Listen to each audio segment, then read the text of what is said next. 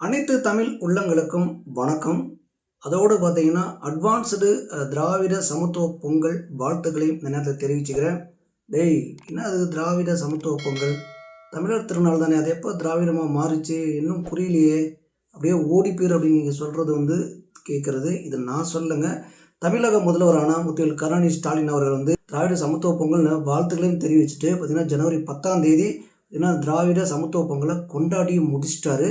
பார்த்தீங்கன்னா அந்தளவுக்கு வாழ்த்துக்கள் குவிய ஆரம்பிச்சிருக்கிறது. அதுக்கப்புறம் இந்த பக்கம் பார்த்தீங்கன்னா திராவிட பராசக்தி திரைப்படமும் ரிலீஸ் ஆகி தமிழகம் முழுவதும் பார்த்தீங்கன்னா கொண்டாட்டத்தின் உச்சத்தில் இருக்கிறாங்க. அந்தளவுக்கு தமிழக முதல்வருக்கு பாராட்டுகள் குவிந்துக்கிட்டு வருகிறது. இதில் முக்கியமாக நம்ம என்ன பார்க்க போகிறோம் அப்படின்னு பார்த்தீங்கன்னா, இந்த திராவிட சமத்துவ பொங்கலுக்கும் இந்த திராவிட பராசக்திக்கும் உள்ள ஒற்றுமை நிறையவே இருக்கிறது.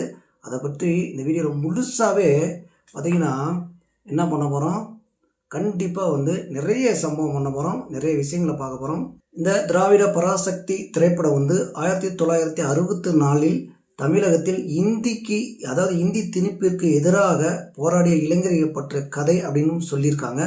அதுக்கப்புறம் பார்த்தீங்கன்னா இதில் கற்பனை கலந்தும் நிறைய விஷயங்களை நாங்கள் பார்த்தீங்கன்னா சேர்த்துருக்கோம் அப்படின்னு சொல்கிறாங்க. இதில் கற்பனை கலந்து பார்த்தீங்கன்னா அதை சார்ந்து, அதாவது உண்மைக்கு சார்ந்து சில விஷயங்கள் பண்ணியிருந்தாங்களா பிரச்சனை இல்லை, ஒரு உண்மைக்கு புறம்பாக சொல்லியிருந்தாங்கன்னா கோபம் வரதான் செய்யும். இப்போ என்ன பண்ணுறோன்னா, இந்த இந்தி திணிப்புக்கு எதிராக பார்த்திங்கன்னா தமிழ்நாட்டில் இந்த போராட்டம் நடந்தாங்க சில விஷயங்களையும், அதுக்கப்புறம் பராசக்தி அதாவது திராவிட பராசக்தியில் என்ன சொல்லியிருக்காங்க அப்படின்ற விஷயங்களையும் பார்த்துட்டு அதுக்கப்புறம் நிறைய விஷயங்கள் பேசலாம்னு நினைக்கிறேன். பார்த்திங்கன்னா தமிழ்நாட்டில் இந்தி எதிர்ப்பு 1930 ஏன்னா இதை இளைஞர்கள் குரல் கொடுத்து வந்திருக்காங்க. முக்கிய தலைவர்கள்லாம் குரல் கொடுத்துட்டு வந்துட்டு இருந்திருக்காங்க. அந்த சமயத்தில் பார்த்திங்கன்னா 1964 இளைஞர்கள்லாம் இந்தி திணிப்புக்கு எதிராக பார்த்திங்கன்னா போர்க்கொடி தூக்க ஆரம்பித்தாங்க. போராட்டங்கள் பார்த்திங்கன்னா நடைபெற்றது. இதில் முக்கியமாக பொள்ளாச்சியை சுற்றி அந்த சரௌண்டிங்கில் இருக்கிற ஒரு 50-60 கிலோமீட்டர் சரௌண்டிங்கில் பார்த்திங்கன்னா போராட்டங்கள் அதிகமாக நடந்துச்சுன்னு சொல்கிறாங்க. அதில் இந்தி திணிப்புக்கு எதிராக ரயில் மறியல் போராட்டம், அதுக்கப்புறம் மெயினாக போஸ்ட் ஆஃபீஸில் உள்ள அந்த போர்டெலாம் இருக்குது பார்த்தீங்களா, இதெல்லாம் அடித்து உடைச்ச சம்பவங்கள் தான் அதிகமாக நடந்தது. அப்படி நடக்கும்போது சென்ட்ரல் கவர்மெண்ட் என்ன பண்ணாங்கன்னா, இந்தி திணிப்புக்கு எதிராக நீங்கள் குரல் கொடுப்பது மட்டும் இல்லாமல் ஆர்ப்பாட்டங்களை ஈடுபடுன்னு சொல்லிட்டு இராணுவத்தை இறக்கிட்டாங்க. இராணுவத்தை இறங்கி பொள்ளாச்சியில் பார்த்தீங்கன்னா கிட்டத்தட்ட 100க்கும் மேற்பட்டவர்கள் அங்கே என்ன போனாங்க என்ன ஆனாங்கன்னு தெரியாது. 144 தடை உத்தரவு பிறப்பித்து பார்த்தீங்கன்னா அங்கே இன்னும் அந்த குடும்பத்தை சார்ந்தவர்கள் எங்கே போனாங்க என்ன ஆச்சுன்னு தெரியலன்னு சொல்கிறாங்க. அந்த 100க்கும் மேற்பட்டவர்கள், அதாவது இளைஞர்கள் ஆர்ப்பாட்டம் பண்ணவங்கலாம். இதை மையப்படுத்தியே பார்த்திங்கன்னா இந்த திராவிட பராசக்தி படத்தில் பார்த்திங்கன்னா இதில் கற்பனை கலந்து நிறைய விஷயங்கள் பண்ணியிருக்கேன்னு சொல்கிறாங்க. அப்படி தான் பண்ணியிருக்காங்களான்னா பண்ணியிருக்காங்க. எப்படின்னு பார்த்தீங்கன்னா அங்கே இந்த சம்பவங்கள், அதாவது பொள்ளாச்சி நடந்த சம்பவங்களும் சரி, ரயில் மறியல் நடந்ததும் சரி, ஓப்பனிங்கில் ரயில் மறியல்லாம் பண்ணுறாங்க, ரயிலை பார்த்திங்கன்னா கொளுத்தல ஆரம்பிக்கிறாங்க. இப்படி ஒரு விஷயங்கள்லாம் போய்கிட்டே இருக்கிறது. ஆனால் இதில் ஹீரோ ஃபஸ்ட்டில் இந்த போராட்டங்களில் ஈடுபட்டு அதுக்கப்புறம் விட்டுறாரு. அதுக்கப்புறம் அவங்க தம்பி போராட்டத்தில் இறங்குறாரு. தம்பி பார்த்திங்கன்னா இங்கே இராணுவத்தால் பலிகடாக்கப்படுறாரு. அதாவது வில்லன் ஒருத்தனை கொண்டு வராங்க. இப்போ இதுதான் பிரச்சனையே. வில்லன் ஒருத்தர் கொண்டு வரும்போது அது வில்லனாக நடித்தது யாருன்னு பார்த்தீங்கன்னா ஜெயம் ரவி அவர்கள். அந்த ஜெயம் ரவி அவர்கள் இப்போ ரவிமோகன் வச்சுருக்காப்புல.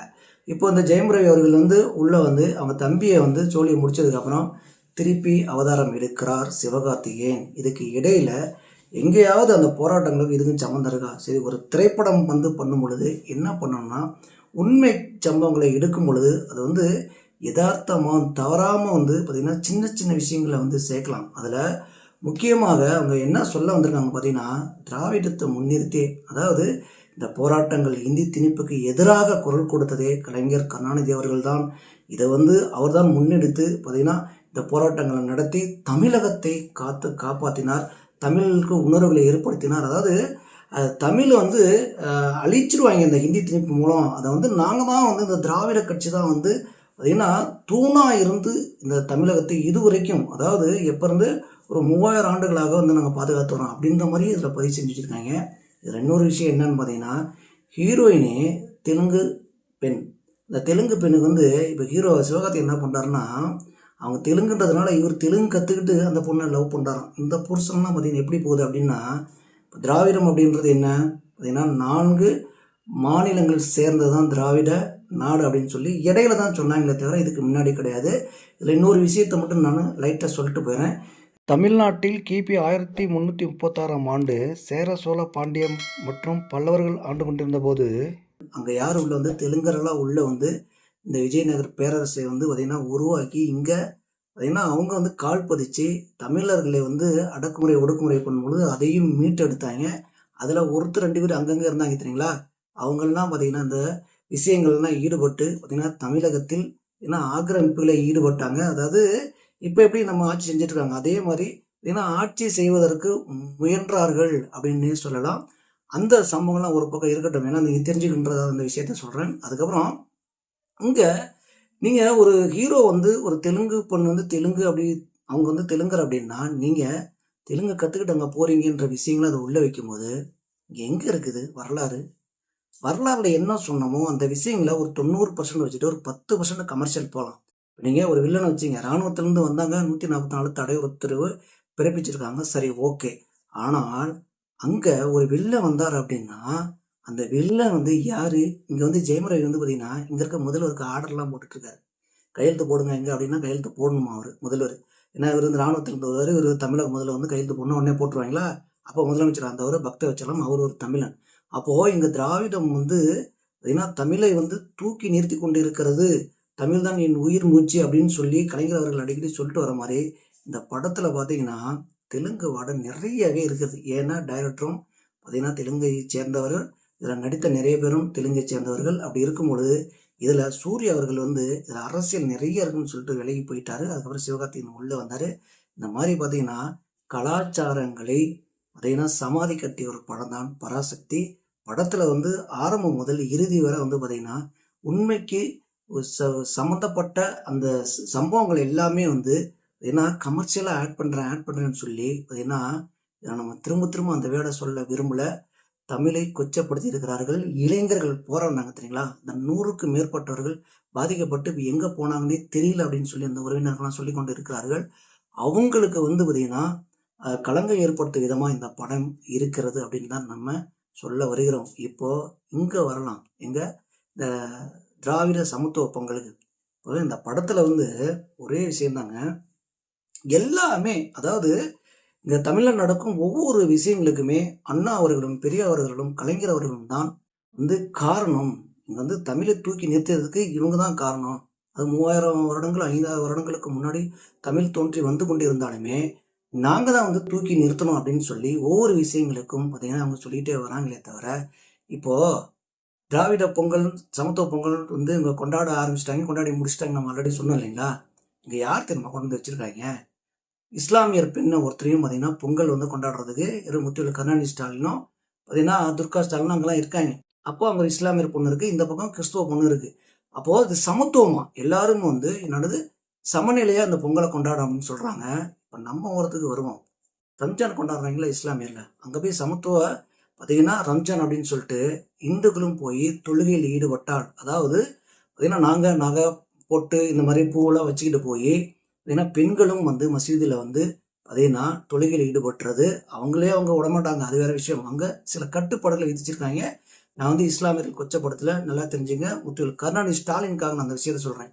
அது மாதிரி ஒரு விஷயங்களையும் நம்மளும் வேட்டி சட்டை கட்டிக்கிட்டு பார்த்தீங்கன்னா அங்கே தொழுகையில் ஈடுபடும் பொழுது, அதாவது அங்கே குல்லா போட்டு தான் தொழுகணும், அது ஒரு விஷயம் இருக்குது. ஆனால் நம்ம சாதாரணமாக நம்ம வந்து இந்த மாதிரி பார்த்தீங்கன்னா ரம்ஜானையும் கொண்டாட ஆரம்பித்தோம் அப்படின்றதையும், அதுக்கப்புறம் இங்கே கிறிஸ்மஸ் பண்டிகை நம்ம கொண்டாட ஆரம்பிக்கிறோம்னு வச்சுங்களேன். இதை முத்துவேல் கருணாநிதி ஸ்டாலின் அவர்கள் வந்து சமத்துவ ரம்ஜான் சமத்துவ கிறிஸ்மஸ் பண்டிகை அப்படின்னு சொல்லுவாரா? சொல்லி தான் பாருங்களேன் என்ன நடக்குதுன்னு பாருங்களேன். அப்போது இழிச்சவன் தமிழ் அப்படின்னா நீங்கள் வந்து தமிழ்நாட்டை ஆண்டுகிட்டு இருக்கீங்க அப்படின்னா திராவிட கட்சி நீங்கள் சொல்லிக்கிட்டீங்க, உங்களுக்கு ஓட்டு போடுறாங்க, முதல்வராக இருக்கீங்க, இங்கே வந்து சுரண்டி தின்ட்டீங்க, சரி ஓகே, இதெல்லாம் இருந்துட்டு போது எங்கள் மக்கள் வந்து உங்களை நம்பி சில விஷயங்களை பண்ணிட்டாங்க, அறியாமையிலையும் பண்ணிட்டாங்க கூட வச்சுக்கங்க. நீங்கள் காமராஜர் அவர்களை எந்தளவுக்கு கொச்சப்படுத்தினார் உங்கள் அப்பா எல்லாமே எங்களுக்கு தெரியாமலாம் கிடையாது. வரலாறு வந்து இங்கே புட்டு புட்டு வச்சோமா டைம் ஓடிக்கிட்டே இருக்கும். அதுக்கப்புறம் பார்த்தீங்கன்னா பெரியார் வந்து தமிழ்நாட்டில் இழிச்ச வயலாம் சொல்லியிருக்காரு. இது நிறைய விஷயங்கள் போயிட்டுருக்கு. தமிழ் தேசியர்கள் தொடர்ந்து குரல் கொடுத்துட்டு வராங்க. அப்படி இருக்கும் பொழுது தமிழர் திருநாளை வந்து நீங்கள் சமத்துவ பார்த்தீங்கன்னா பொங்கல் அப்படின்னு சொல்கிறதும் திராவிட சமத்துவ பொங்கல் அதுவும் அப்படின்னு சொல்கிறதுலாம் வந்து என்ன இப்படி தான் வந்து தமிழர்கள் ஒவ்வொரு வரலாற்றான சிறப்பு மிக்க சில விஷயங்களை நீங்கள் அழிச்சிட்டு வருவீங்க அப்படின்னா பார்த்துட்டே இருப்பாங்களா? உங்களுக்கு காலம் வந்து முடிஞ்சு போச்சு. இந்த 2026க்கு அப்புறம் இந்த வாசகம்லாம் வராத அளவுக்கு பார்த்தீங்கன்னா, தமிழ்நாட்டு மக்கள்லாம் வந்து சிறப்பான சம்பவம் செய்வாங்க. இப்படித்தாங்க வந்து இங்க எல்லா விஷயமும் நடந்துட்டு இருக்கு. இப்ப எலெக்ஷன் வர ஒரே காரணத்துக்காக பார்த்தீங்கன்னா, பராசக்தி ஒரு படத்த வந்து எடுத்துட்டு, சுதா கங்கராக்கிட்டயும் பார்த்தீங்கன்னா, நெறைய விஷயங்கள் வந்து அங்க ஐடிவிங்க வந்து ஐடியாலாம் குடுத்துருக்காங்க. இந்த விஷயங்கள இப்படி பண்ணுங்க, அந்த விஷயங்கள இப்படி பண்ணுங்க அப்படின்னு சொல்லி, பராசக்தியில முழுக்க முழுக்க பார்த்தீங்கன்னா, அதாவது திராவிட பராசக்தி அத மறந்துட்டேன்ல. அப்போ வந்து பார்த்தீங்கன்னா, ஐடிவிங் டோட்டலாகவே இங்க முழுக்க காரணமே வந்து பார்த்தீங்கன்னா, திராவிட கட்சி தான். திராவிட கட்சி வந்து இந்தி திணிப்புக்கு எதிராக பார்த்தீங்கன்னா, குரல் கொடுத்து வந்ததற்கு முழுக்க முழுக்க காரணம் அப்படின்னு சொல்லி இந்த படத்த எடுத்து வச்சிருக்கிறாங்க. அதான் நடந்ததா அப்படின்னா, கண்டிப்பா கிடையாது. இந்த எலக்ஷன்ல பார்த்தீங்கன்னா, இந்த பிஜேபி வந்து EDMK எப்போ கூட்டணி வைத்ததோ, ஏன்னா அவங்க வெற்றி பெறும் சூழ்நிலையை உருவாக்கி விட்டார்கள் அப்படின்ற பயம் வந்ததுக்கப்புறம், என்ன பண்றதுன்னு தெரியாம பார்த்தீங்கன்னா, இந்த மாரி சம்பவங்கள்லாம் பண்ணிட்டு இருக்காங்க. இது அவங்களுக்கு எதிராகவே நடந்துகிட்டு இருக்குன்றது போக போக தெரிஞ்சுக்குவாங்க. இந்த மாரி ஒரு விஷயங்கள தொடர்ந்து பண்ணிட்டு இருந்தவர் தான் கலைஞர். இத தொடர்ந்து முதல்வர் மு.க. ஸ்டாலின் அவர்களும் பண்ணிட்டு வராங்க. அதுக்கப்புறம் உதயநிதி அவர்களும் தற்போது பண்ணுகிறார். அடுத்த ஆட்சி முறைகள்லாம் இவர் பண்ணுவாரு. ஆனா பண்றதுக்கான வாய்ப்புகள் இல்லாம மக்கள் ஒட்டுமொத்தமா பண்ணிருவாங்க அப்படின்றதான் நம்ம குறிக்க விரும்புகிறோம். இந்த மாரி பார்த்தீங்கன்னா, சமத்துவ பொங்கல்ல அதாவது திராவிட சமத்துவ பொங்கல்ல என்ன பண்ணாங்க?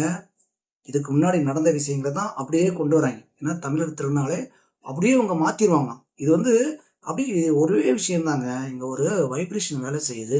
வரலாற்று விஷயங்கள்லாம் இருக்கு பார்த்தீங்களா? அந்த புக்கெல்லாம். எல்லாருமே அந்த புக்க படிக்கிறோம். இப்படி சொல்லி, சொல்லி, சொல்லி, சொல்லி நம்மள வந்து மூளைச்சலவை செய்யும் பொழுது, பார்த்தீங்கன்னா இத அறிவிப்புகள வெளியிடும்போது, இதெல்லாம் பார்த்தீங்கன்னா ரெக்கார்டா பதிவாகும்போது, இப்ப வர ஜெனரேஷன் மேக்ஸிமம் புரிஞ்சுக்கிறாங்க. இத நோக்கி தான் பயணிச்சுட்டு இருக்காங்க. இங்க என்ன நடக்குது அப்படின்னு சொல்லி. ஆனால் இதை இவங்க பதிவு செய்யறத நீங்க என்னதான் நம்ம வந்து கூவிட்டு இருந்தாலுமே, இவங்க பதிவு செய்யறத இவங்க விடமாட்டாங்க.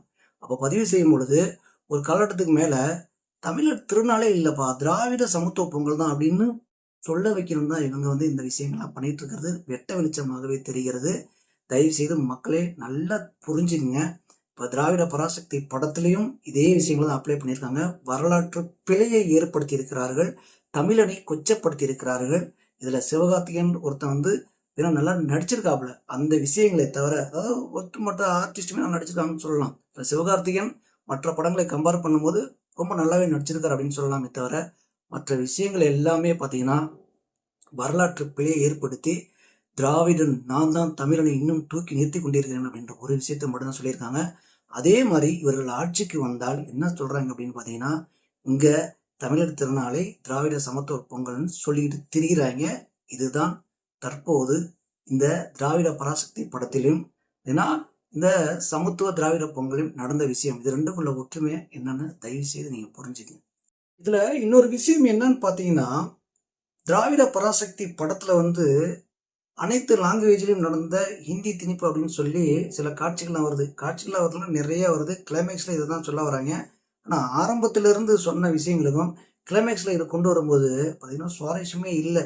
இதுல தமிழ் வாழ்கன்னு சொல்லியிருக்காங்க. அதாவது பொள்ளாச்சியில் நடந்த இந்த கதைக்கும் இந்த திராவிட பராசக்தி படத்திற்கும் உள்ள சம்பந்தம் சில விஷயங்கள் இருக்கும் பொழுது தெலுங்கர் வாழ்க, கன்னடர் வாழ்க, அதுக்கப்புறம் வந்து பார்த்தீங்கன்னா மலையாளி வாழ்க அப்படின்னு சொல்லி நீங்கள் போட்டிங்கன்னா, அப்போ ஹிந்தி வாழ்கன்னு போட்டு ஹிந்தியில் ரிலீஸ் பண்ணீங்களா? ஹிந்தியில் ரிலீஸ் ஆகுதா? ஹிந்தி திணிப்புக்கு எதிராக ஹிந்தியிலே நாங்கள் ரிலீஸ் பண்ணுவோம்னு சொல்லிட்டு எதுவும் பண்ணுறீங்களா? இதெல்லாம் எங்கே போய் சொல்கிறது? அப்போது சுதா கோங்கராவை அதாவது இயக்குனர் சுதா கோங்கரா தான் சொல்கிறாங்க. இவங்களை என்னன்னு நம்ம சொல்லலாம்? அப்போ எதை நோக்கி இந்த படம் வந்து போகுது? அப்போது தமிழர் அதாவது தமிழ்நாட்டில் நடந்த கதை அப்படின்னா நீங்கள் வந்து தெலுங்கு வாழ்கள்லாம் போட தேவையில்லை. தமிழ் வாழ்கள்னு போட்டுட்டு பார்த்தீங்கன்னா அதை நீக்கிட்டு கூட போட்டு ரிலீஸ் பண்ணியிருந்துருக்கலாம். ஆனால் எதை சொல்ல வர்றீங்க அப்படின்றது ஒரு கேள்விக்குறியாக இருக்குது இல்லையா? அப்போது இங்கே எவ்வளோ அரசியல் இருக்கிறது? யாருக்காக சுதா கோங்கரா வந்து இந்த படத்தை எடுத்திருக்காங்க? எலெக்ஷன் வரும் பொழுது பார்த்தீங்கன்னா மக்கள் எல்லாமே வந்து அதாவது ஒட்டுமொத்த தமிழ் மக்களுமே ஏன்னா திராவிடம் எந்த அளவுக்கு வந்து பார்த்தீங்கன்னா தமிழர்களாக குரல் கொடுத்து இந்த இந்தி திணிப்பை வந்து தடுத்திருக்கிறது. அதாவது பெரியார்ல இருந்தும் அண்ணாவிலிருந்தும் ஆரம்பித்து கலைஞர் தான் இதுல வந்து முழுமையாக ஈடுபட்டு இந்த இந்தி திணிப்பை வந்து பார்த்தீங்கன்னா எதிராக நின்றார் அப்படின்னு சொல்ற விஷயங்களுக்கு என்னென்ன உருட்டெல்லாம் உருட்டியிருக்காங்க. அதுவும் ஒரு திரைப்படமும் கொண்டு வந்து 2026 தேர்தல் நோக்கி இதை வெளியிட்டுட்டு ஜனநாயகம் நீங்க ஆப்படிச்சிங்க அப்படின்னா ஜனநாயகன் எப்போ ரிலீஸ் ஆனாலும் சரி 2026 தேர்தலுக்கு பெரிய தாக்கத்தை தான் ஏற்படுத்தும். அவர் கிட்டத்தட்ட 1 மாதங்கள் தேர்தல் பரப்புரை ஆற்றுவதற்கும் ஜனநாயகன் படம் ரிலீஸ் ஆகி பார்த்தீங்கன்னா மக்களிடையே கொண்டு போய் சேர்க்கும் விஷயங்களுக்குமே சாதகமாக அமையும் அப்படின்றதையும் அந்த நேரத்தில் நினைவு குறிக்க விரும்புகிறேன். என்னைக்காவது வாழ்த்து சொல்லியிருக்காங்களா? இப்பயும் பாருங்க, திராவிட சமத்துவ பொங்கல் வாழ்த்துக்கள்னு சொல்றாரே தவிர தமிழர் திருநாள் நல்வாழ்த்துக்கள்னு சொல்றாரா? சொல்லவே மாட்டாங்க. இங்கே வரலாற்றில் போராட்டங்கள் நடத்துனது எல்லாமே ஏன்னா இங்கே திருப்பூரில் சேர்ந்த இளைஞர்கள் தான் இவங்க தான் பலிகடாக இருக்காங்க. ஆனால் தொடர்ந்து இவர்கள் இதை விடுவது போல இல்லை. ஆனால் இதற்கு முற்றுப்புள்ளி வைக்க வேண்டியது தமிழர்களாகிய நாம தான். தமிழர் திருநாள் பொங்கல் வாழ்த்துக்களை நான் இந்த நேரத்தில் தெரிவிச்சுக்கிறேன். இந்த தமிழர் திருநாள் பொங்கல் வாழ்த்துக்கள் எந்த பார்த்தீங்கன்னா மாநிலத்திலுமே, இந்தியாவிலே எந்த மாநிலத்திலுமே கிடையாதுங்க. நாம தான் பார்த்தீங்கன்னா இந்த மாடுகளுக்கும் நெற்பயிர்களுக்கும் பார்த்தீங்கன்னா இதை விளைவித்து இந்த மாடுகளுக்கு பொங்கல் வைக்கிறது நமக்காக உழைக்குது அப்படின்னு சொல்லி நன்றி செலுத்துவதற்காக உருவாக்கிய தமிழர் திருநாளை இவங்க எல்லாம் சேர்ந்துக்கிட்டு பிடுங்கிக்கிட்டு இருக்காங்க. அதாவது உரிமை கொண்டாடுறாங்க அப்படின்னா இந்த உரிமையை கொண்டாடிட்டு தான் இருக்கலாம். ஆனால் ஒருபோதும் எடுத்துக்கிட்டுலாம் போக முடியாது, அதை விடவும் மாட்டோம் அப்படின்னு சொல்லிக்கிட்டு இந்த வீடியோ முடிச்சுக்கிறேன். இந்த மாதிரி தமிழ்நாட்டின் உலகத்தில் நடக்கும் அனைத்து விஷயங்களும் தொடர்ந்து அலசுவோம், தொடர்ந்து பேசுவோம். தொடர்ந்து தமிழ் தேசிய குரல் இணைந்திருங்கள். தமிழ் தேசிய குரல் மகேஷின் அன்பு வணக்கம்.